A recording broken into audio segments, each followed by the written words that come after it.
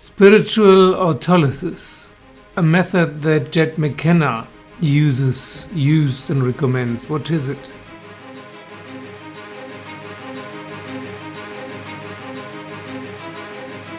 Hello, this is Wake Up with a video about Jed McKenna's spiritual autolysis. What is it? One of my favorite authors is Jed McKenna. I can heartily recommend his 3 spiritual enlightenment books, namely Spiritual Enlightenment The Damnedst Thing, and the second part, Spiritually Incorrect Enlightenment, which is a very, very good account of someone running around enlightened and how he sees the world and experiences the world day to day. And the third part, Spiritual Warfare. And there's also a fourth part for me, which is Dream State, which in my view is Jed's best book. All of them are exceedingly funny and have helped many people to see behind the veil. As I've said before, and Jed has said many times, and UG has said, it's basically the only thing he said is, enlightenment is not what you think it is. Actually, once you have it, you wonder if it's worth it, if it was worth all the trouble, but of course it is, because you see the fakeness in most other things.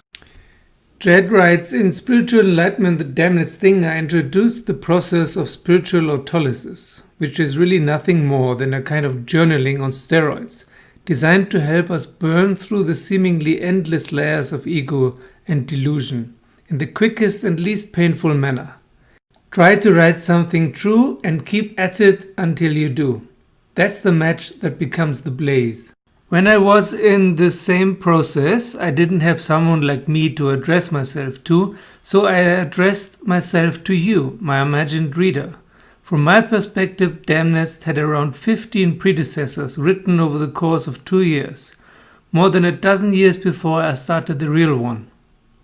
Each one of them written with the sincere intention that it should go to print, each one ending up burned or erased, and each one having served its real purpose.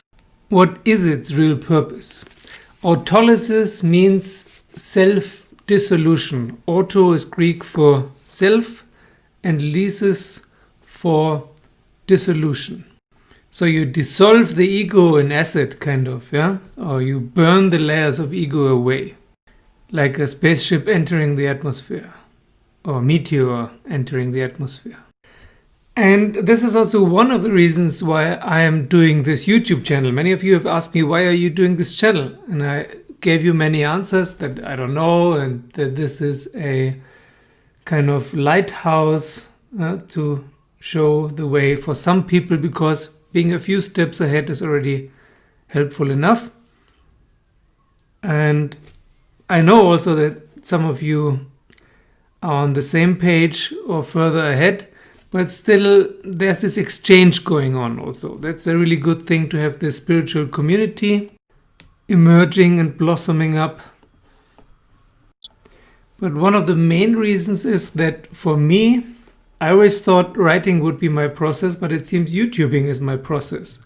Like it is for other YouTubers. I'm sure it's the same for Leo and some others. In the beginning it was difficult for me, YouTubing, and it threw me back a little bit. But now I got the hang of it and started to develop my style. And it's my process of spiritual autolysis, to burn away more and more layers of ego. There's still lots left. They're endless.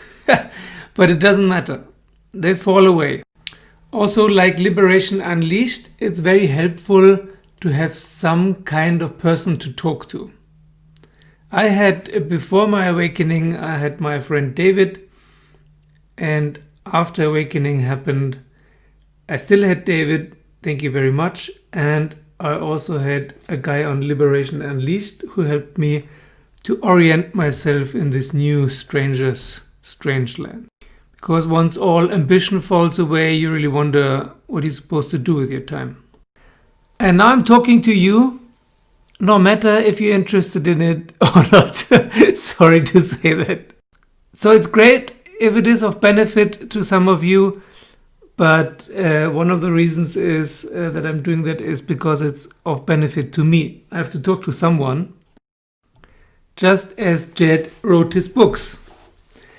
And for UG, it was a bit similar and a bit different. Jed also refers to UG a lot. And that is natural because it's very similar.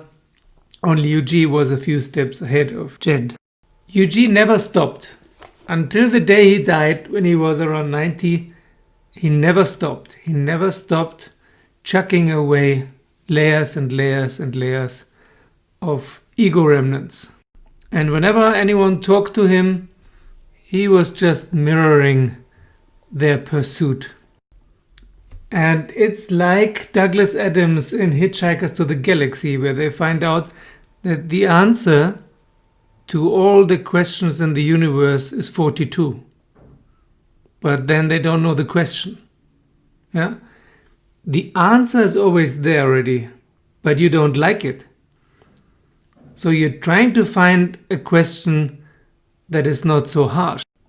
You're evading the real thing. And it's the question you really have to find. And Jed quotes UG here. It is the questioner that creates the answer. And the questioner comes into being from the answer. Otherwise, there is no questioner. That's all that I am interested in this kind of a dialogue. To help you to formulate your own question. Try and formulate a question which you can call your own. Which is, as you will find out, if you really find a question that is your own, you will find out most of the questions are not really yours. You just ask them because you heard about it. But some very few questions will be your own. And if you keep at them undeterred, then the ego dissolution will happen. And Jed comments on that UG quotation and says, first, the question itself is the obstacle to progress, not a lack of an answer. The question is the key. Once we truly understand the question, we'll have the desired answer. The desired answer is always the removal of the obstruction a correct question represents. The question understood correctly is the obstruction. If it's not, see the second point. Second, come up with the right question. There's always only one. Wherever you are right now is where you are stuck. And the only question that ever matters is the one that gets you unstuck, that takes you one step further. All other questions are fear-based, ego-sparing time killers. Forget concepts and ideas. Forget past and future. Forget mankind and society. Forget God and love. Forget truth and spirituality. Find that one question, the exact question that ego does not want you to ask. Put your full attention on it. That's how progress is made. Everything else is just stall tactic. To move forward, you must figure out exactly what is obstructing you. Whatever it is, it isn't really there. It has no reality, no substance. It's your own creation, a phantom lurking in the shadows of your mind, a shadow demon. Your obstructions are your demons, and your demons are shadow dwellers. They live and thrive in the half-light of ignorance, so the way to slay a demon is by illuminating it with the full force and power of your focused attention, by looking at it hard. Banish shadow with light and see for yourself that no obstruction exists, nor ever did. We create our demons and we feed them. To awaken, we must slay them. That's really the whole process. Slay one demon, take one step, repeat. And that's it. Really, most people who are interested in a spiritual journey are interested in human adulthood. That's easy to read. They want a better self, a betterment of what is there. Like my friend David would say, they want the cake and eat it too. This, unfortunately, is not possible if you really are on a spiritual journey. If you really want to wake up and become enlightened and all these things, whatever those words mean. If you really want the truth, want to go for the core of it, you cannot have the cake and eat it too. Because once you have it, you see that there is no cake. There really never was a cake. It always was a carrot, only dangled in front of you, and like a stupid donkey, you ran after the carrot and thought that one day you will get it and get to eat it. But there's no carrot, there's no stick, and there's no donkey. If all this is too negative for you, if you think, okay, Jed's way and UG way, that's not for you, then you can read and listen to Tony Parsons. Tony Parsons has the same message, but he puts it in a more positive light and more loving framework. And he's probably of all accessible spiritual teachers now, the most advanced who's still alive and speaks publicly. But he will not give you a process. He will just describe to you how reality and what reality really is. If you want a process to get there, of course there's nothing to get, but there's only a few things to chuck away. Also, your ego is nothing evil or something. It's just an illusion. It's just a mirage. So there's nothing bad about it. It's just that it's misunderstanding. But illusion recognized must disappear. There's another great UG quotation that Jed feels. It says, your natural state has no relationship whatsoever with a religious state of bliss, beatitude, and ecstasy. They lie within the field of experience. Those who have led man on his search for religiousness throughout the centuries have perhaps experienced those religious states. So can you. They are thought-induced states of being. And as they come, so they go. Krishna consciousness, Buddha consciousness, Christ consciousness, or what have you, are all trips in the wrong direction. They are all within the field of time. The timeless can never be experienced, can never be grasped, contained, much less given expression to by any man.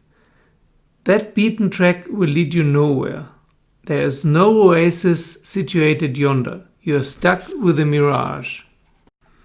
So that's the other thing. Some people are interested in human adulthood, basically yellow. Some people are interested in religious experience or mystical experience, whatever you call it.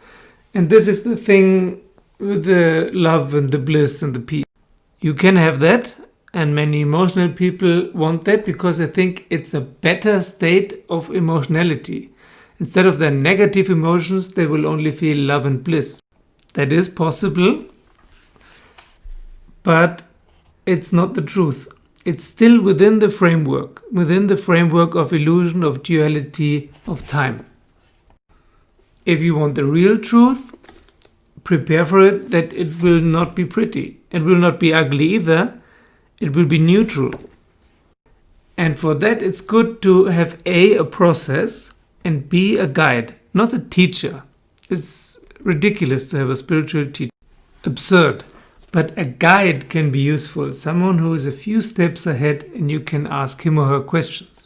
Although it is not necessary for that guide to answer, it's helpful if that guide throws your questions back to you in a Socratic way. That's what Socrates did. Because it cannot be taught, but you can be supported in finding out yourself. And for some people, this process of spiritual autolysis by writing or talking is a valid tool, and it's helpful for themselves and maybe for a few others as well.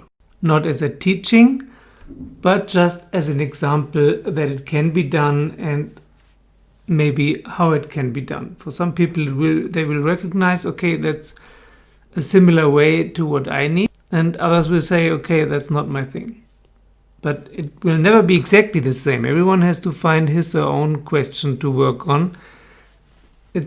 The ways can be similar, but never the same. So what UG is saying, don't follow anyone because it's their way. And most of those people got stuck along the way anyway. And what Jed is saying, go further, never stop. Always go further. If you think you're there, don't believe it. Go further. Especially if you hit a point where you find questions that you really dread, or dreadful or fearful thoughts or emotions. Go deeply into them. They are the key. That's where the ego does not want to look at and into. It is no coincidence that awakening has happened to Jim Carrey, for example. His process was acting. He played Truman in the movie The Truman Show, which is about a guy who lives in a fake world in a huge TV studio, and his life is being filmed 24/7 without him knowing. He thinks he's living a real life, but actually he's living in a studio. Some big TV cinema company bought him as a baby and raised him in perfect conditions, and he's living this perfect life until one day strange things start to happen, like a lamp falling from the sky. And he starts to doubt the reality of his reality, which of course is not a reality, it's a TV studio. And then he goes on a journey to find the end of his world, the wall. Yeah, the walls of the studio. And here, spoiler alert, he does find the wall. And it's not easy for him, but he punches through the wall at some point. And that's it. To punch through the wall of the studio is killing the ego. What a horrible thought, that our whole reality is just a TV studio, that everything is fake, that you're yourself fake. You're just an actor, not even a paid actor. You're a bought baby actor. Your only purpose of existence is entertainment for others. So you need a hell of a lot of courage to even entertain that notion, let alone accept it and act upon it. And starring in that movie role did something for Jim Carrey. So if you like that idea, find your own way for spiritual autolysis, writing or whatever. And I'm here as a guide for you if you have the impression that I am a few steps ahead. And I'm here for exchange if you have the feeling that we're more or less on the same page. And on top of that, that's my process of spiritual autolysis and my process of burning away more and more nonsense, punching through the walls of my golden cage, regardless where it leads to, as some kind of spiritual documentary.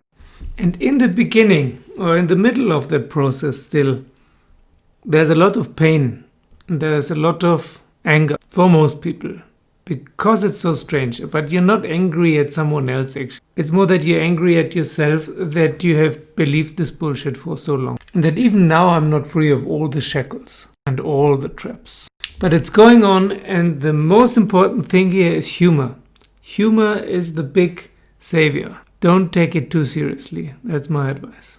I know I sound serious sometimes, but that's not really. That's only from the camera interface. When you talk to me face to face, eye to eye, I'm joking all the time. Because in the end, all is well. Beyond the dual framework. Today, thank you for watching. Thank you for joining me on Patreon. Thank you for subscribing, for sharing the videos with your friends, and see you soon.